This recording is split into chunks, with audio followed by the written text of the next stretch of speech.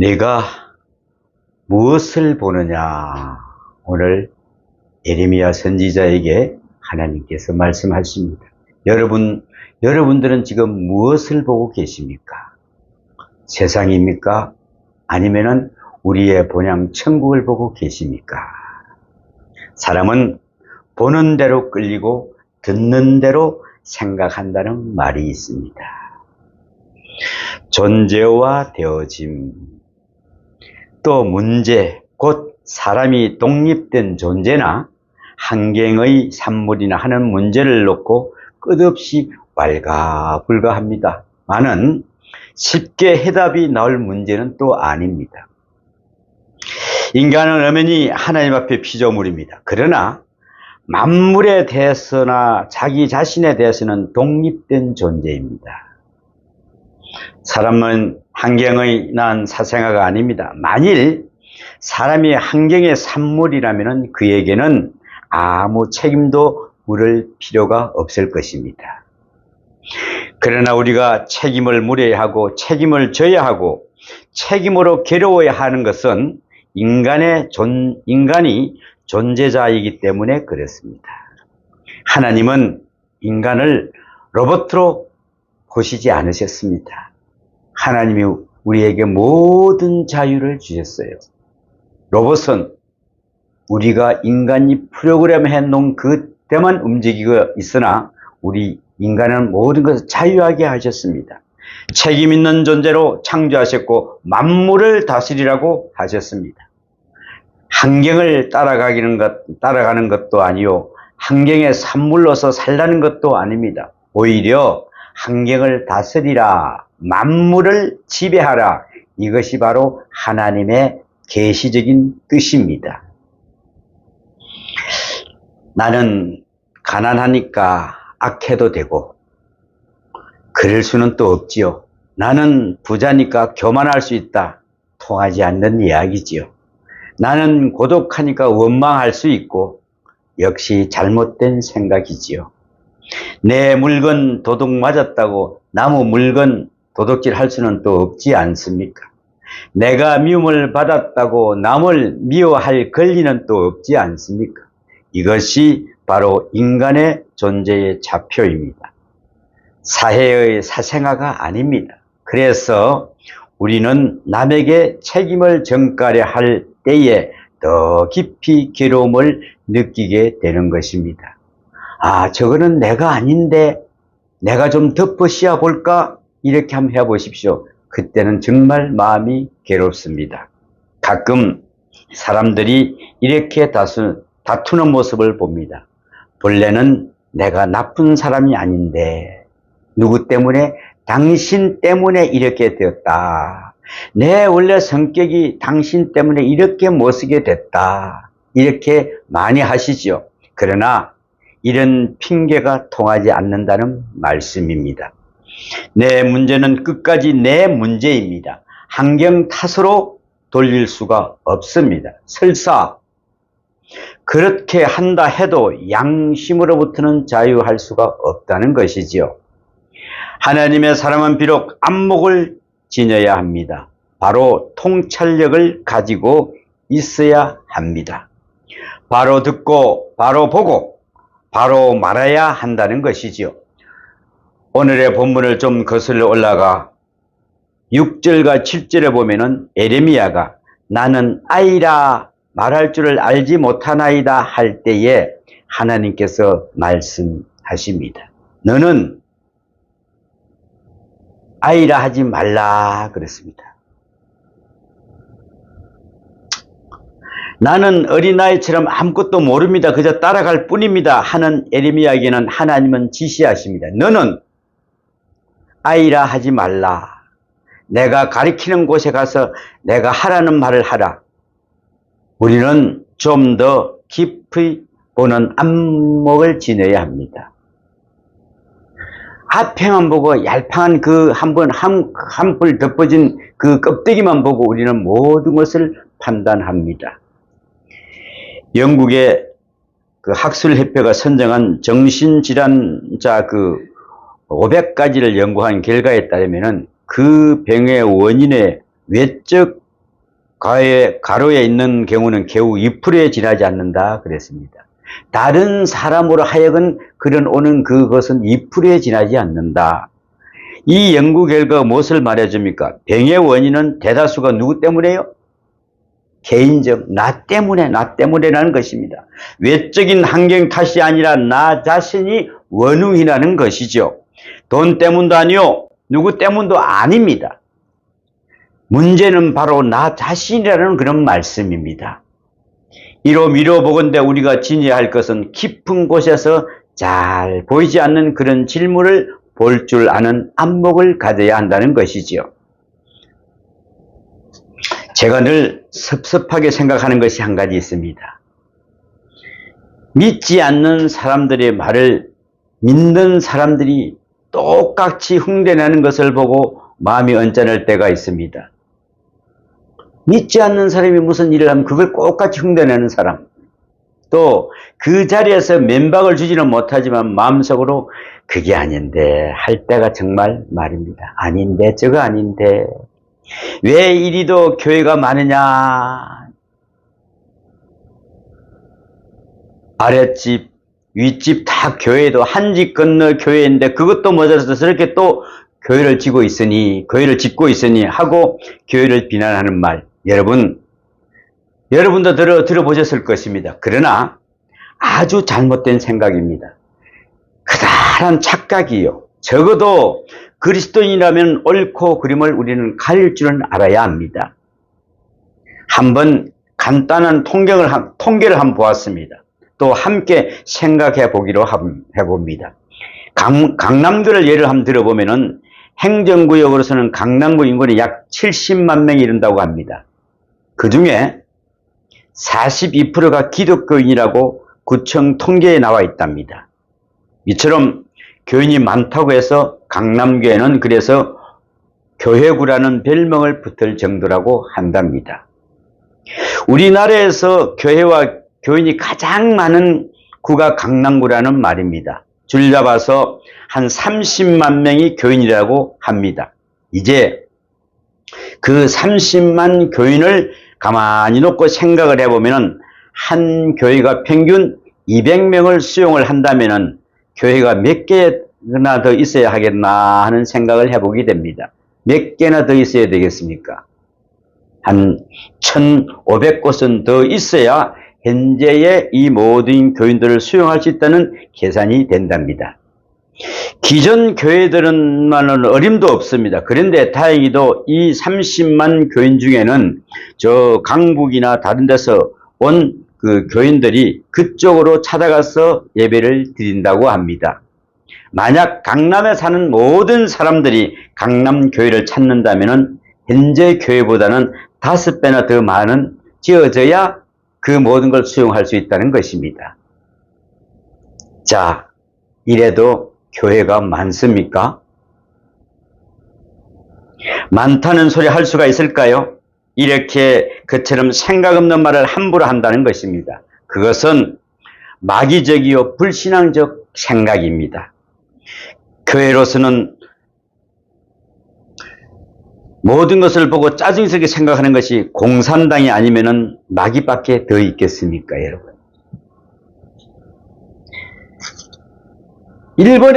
전에 내가 일본에 가보면은 일본에 여행할 때 가장 진짜 기분이 언짢은 것이 있어요. 뭘까요? 참 어느 곳에서는 십자가를 볼 수 없다는 것이 참 안타까웠습니다. 십자가를 볼 수가 없습니다. 다시 한번 말씀드리면 믿는 사람한테는 교회가 둘이든 셋이든 많이 보이면 많이 볼수록 반가운 것입니다. 어찌 이것이 달려 보여줄 수가 있겠습니까? 사도행전 18장을 보면은 사도 바울이 고린도 교회에 가서 전도를 하는데 핍박이 많고 어려움도 너무나 많았습니다. 그래서 그는 전도할 용기를 잃어버립니다. 두려워하여 심히 떨었노라 그랬습니다. 얼마나 많은 사람들이 핍박을 받았으면 그랬겠습니까? 그처럼 나약해 있을 때에 성령께서도 사도 바울에게 말씀하십니다. 뭐라고 하십니까? 두려워하지 말며 잠잠해하지 말아라. 내가 너와 함께 있으니 아무 사람도 너를 대적하지 하여 해롭게 할 자가 없을 것이니 이는 이 성중에 내 백성이 뭐라고요? 많음이라 많음이라. 내 눈에는 보이지 않겠지만은 구원받아야 할 사람들이 여기에도 아직 많이 있다. 그러므로 두려워 말고 복음을 전하라. 하나님께서 독려하고 계십니다. 우리는 어떤 삶을 살았습니까? 과연 오늘 몇 명이나 독려했습니까? 우리는 깊이 그리고 멀리 볼 줄 알아야 합니다. 앞으로 10년 후에, 20년 후에, 그 후에 언젠가는 후손들이 오늘의 이 세대를 향하여 뭐라고 할 것인지를 우리는 바라볼 줄 아는 안목을 지녀야 합니다. 과연 우리 할머니, 우리 어머니들이 어떤 모습으로 전도했을까?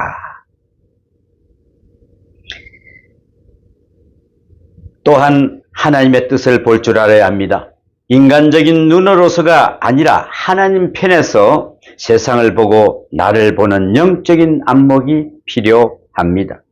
일반적으로 사람들이 사물을 보는 기준을 영성과 감정을 나눌 수가 있지요.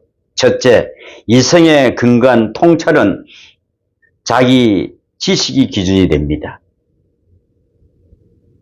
합리적인 상식에 비추어 자기가 아는 것을 보고 자기가 모르는 것은 우리가 부정을 합니다.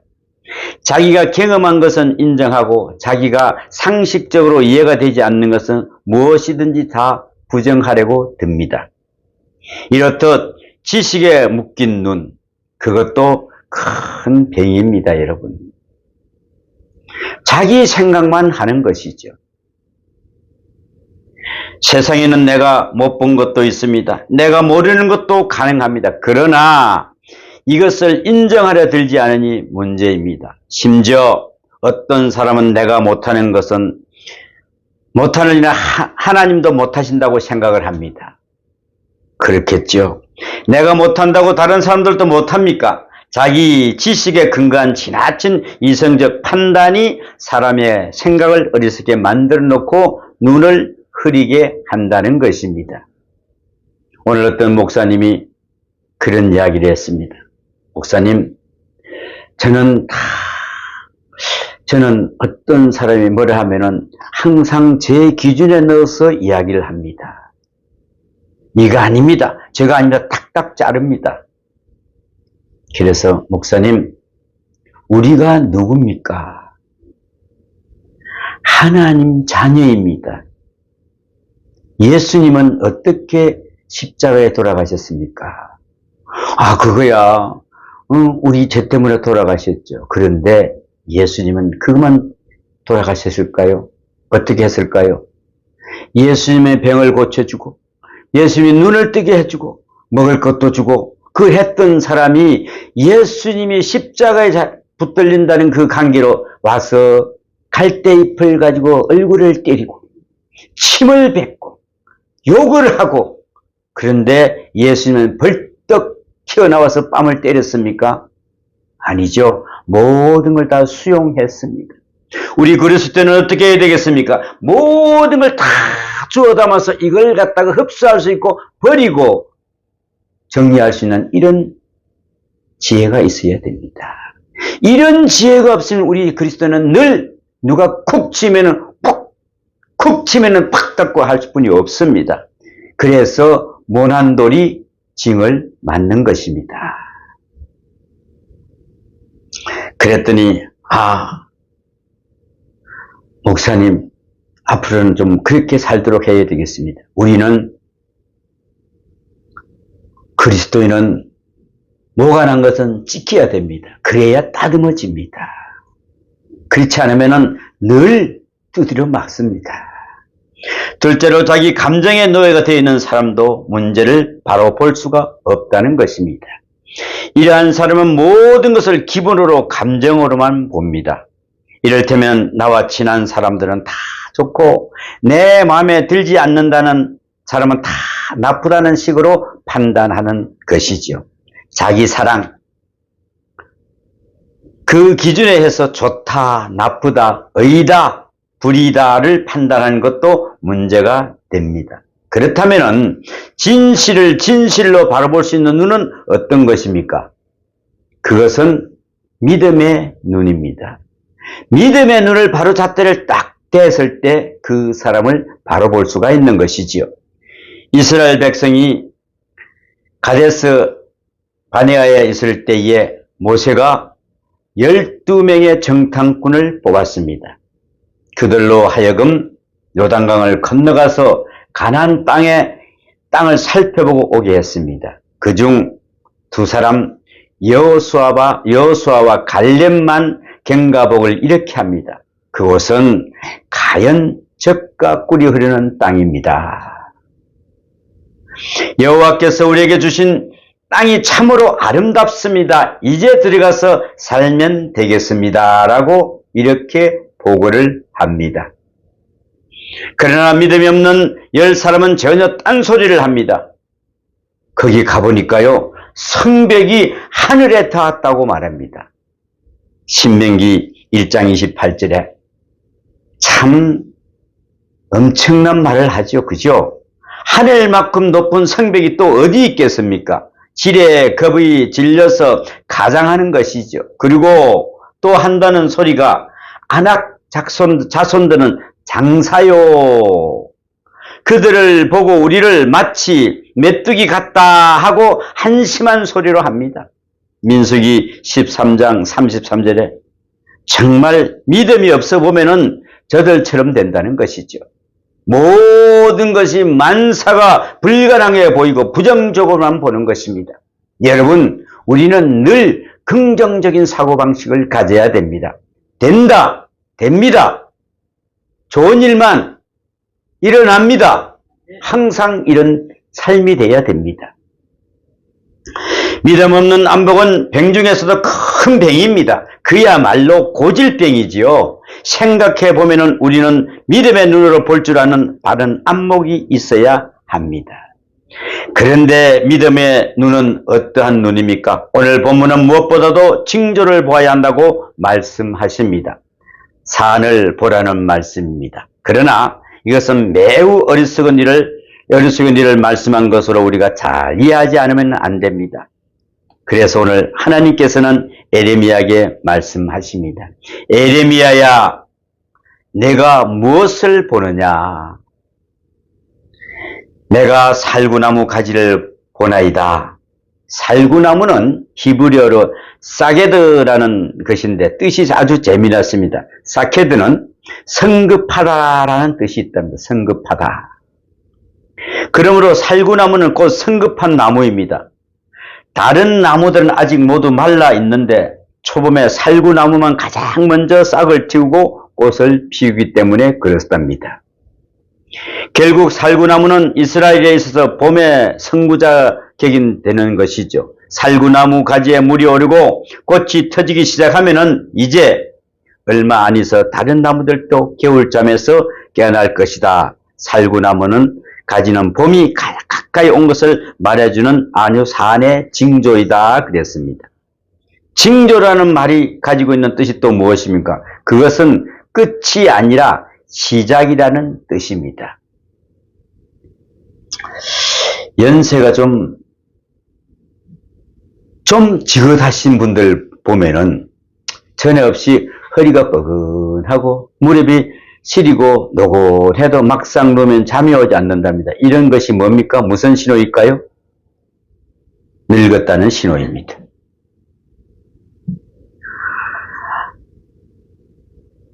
앞으로 더욱 쇠약해질 것이라는 그런 신호입니다. 그러다가 언젠가는 아주 쉬게 될 것이라고 합니다. 아주 쉬게 되는 것, 아주 일려주는 징조입니다. 그죠? 아주 쉬게 되는 징조.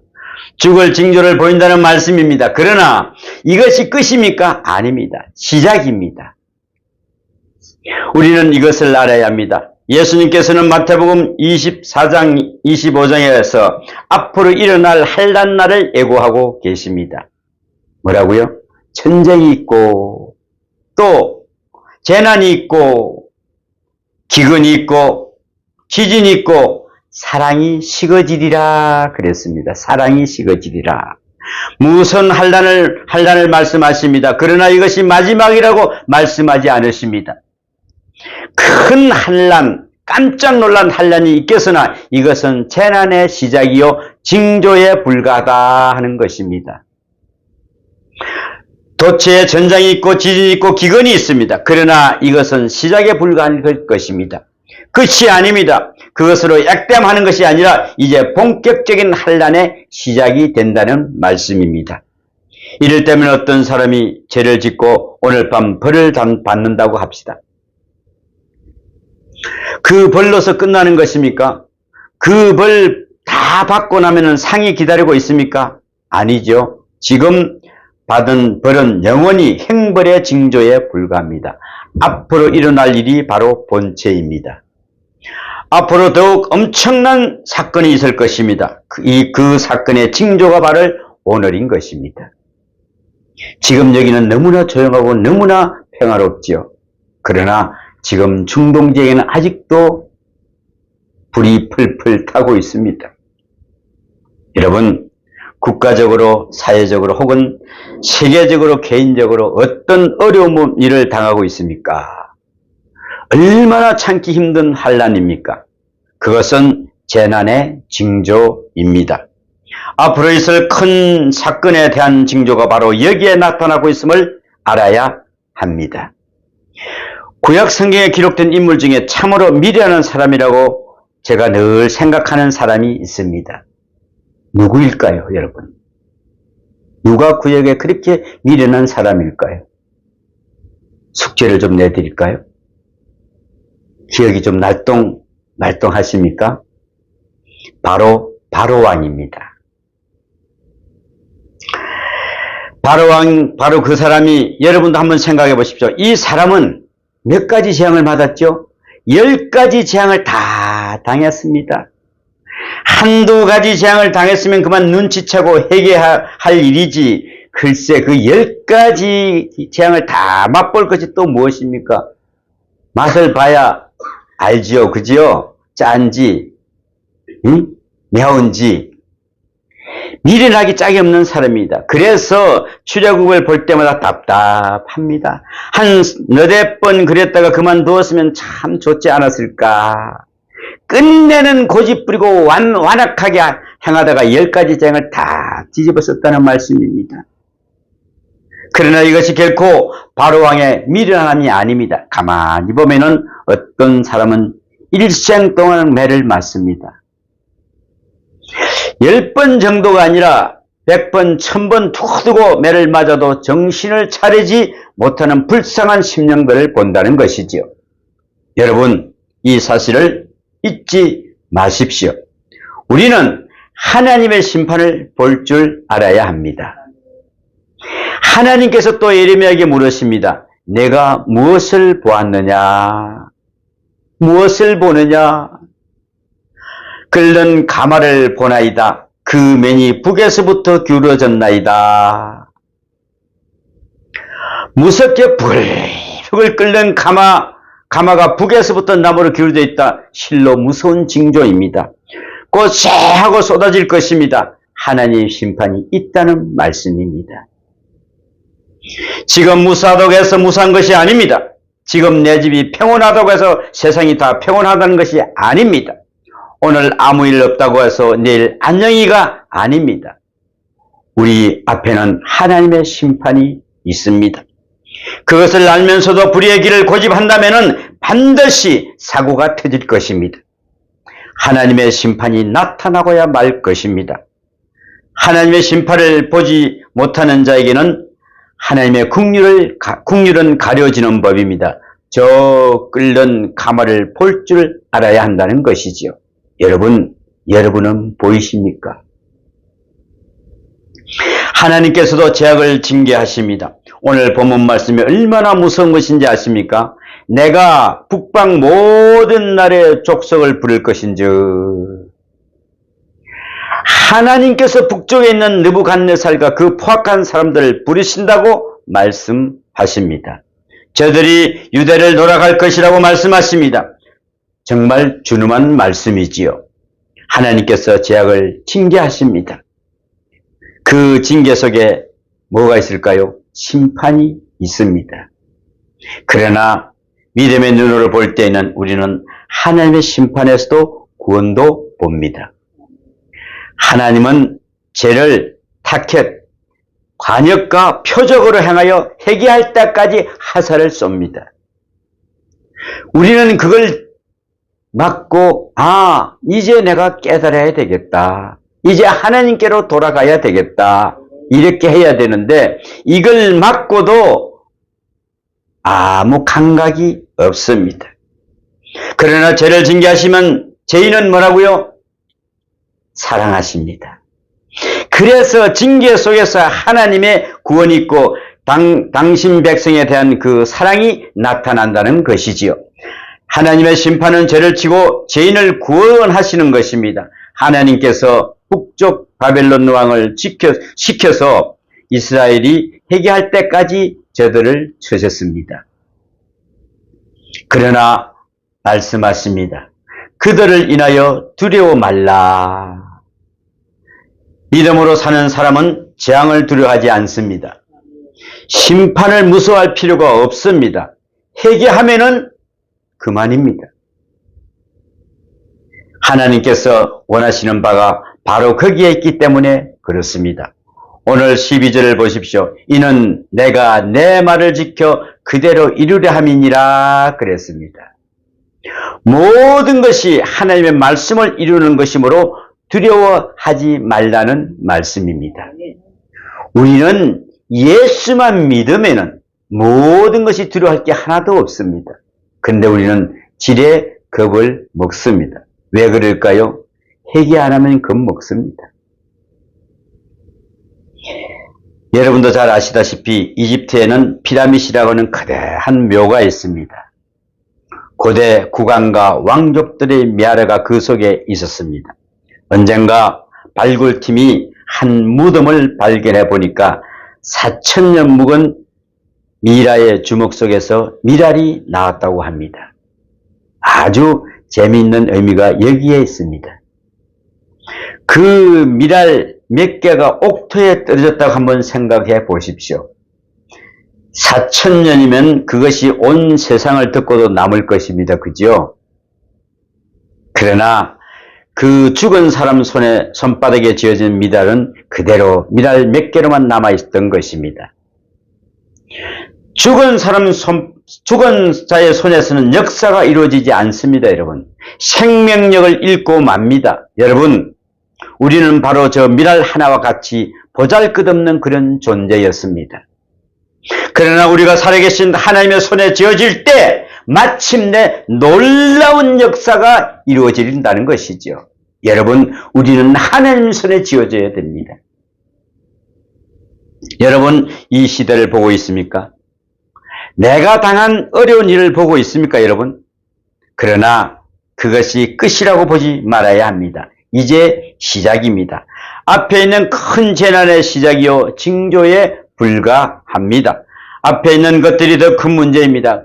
그러므로 끝났다고 생각하지 말고 이제부터라고 생각해야 할 것입니다. 그러나 심판 자체, 환난 그 자체에 대해서는 두려워하지 마십시오. 하나님은 그 징계를 통하여 우리를 구원하고자 하시는 것입니다. 그러므로 우리는 이제 주님의 말씀을 듣고 징계를 똑바로 보면서 그 앞에서 회개하면 됩니다. 아까 어떤 목사님이 자기 친구가 예수를 믿지 않아서 이 사람아 내가 이때까지 아주 죄라는 죄는 다 짓고 살았는데 이제 내가 죽을 때가 다 돼서 예수 믿는다고 하면은 내가 참 우습지 않는가? 그래서 그래 자네 같은 사람이 있기 때문에 예수님께서 양쪽의 강도를 이야기한 것이네. 응? 그 한 강도는 끝까지 자기는 부인하면서 네가 예수는 뛰어내려 보라고 이야기하지 않는가? 그런데 한편의 강도는 뭐라고 이야기하는가? 당신은 정말 하나님 아들이십니다.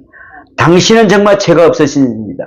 혹시 저를 이름을 생각해달라고 하지 않는가? 그때 뭐라 그러는가? 내가 너와 같이 오늘 나그네 이르리라고 말을 했다. 그래서 극적으로 구원을 받는 자를 보지 않는가? 이 사람아, 걱정하지 말고 예수 믿게. 그랬더니 그런가라고 대답을 하더랍니다. 그러므로 우리는 이제 주님의 말씀을 듣고 징계를 똑바로 보면서 그 앞에서 회개하면 됩니다. 그러면은 하나님께서 우리를 구원하실 것입니다. 이스라엘을 해결시키기 위하여 느부갓네살을 징계를 해초리로 쓰신 것처럼 오늘도 우리를 향하여 해초리를 들고 계시는 하나님이십니다. 우리는 하나님의 그 손을 볼 줄 알아야 합니다. 구원의 약속을 볼 줄 알아야 한다는 것입니다. 십자가의 사랑을 볼 줄 알아야 합니다. 주님은 오늘도 말씀하십니다. 내가 너로 견고한 성읍이 되고 새 기둥이 되고 놋 성벽이 되게 하리라. 그들이 너를 치나 이기지 못하리니 이는 내가 너와 함께하여 너를 구원할 것임이라. 뭐라고? 누구의 말씀이라고요? 여호와의 말이니라. 내가 너와 함께하여 너를 구원할 것임이니라. 징계 저편에 있는 구원을 볼 줄 아는 바른 안목을 지니고 살아가는 여러분이 되시기를 축원합니다. 기도합니다.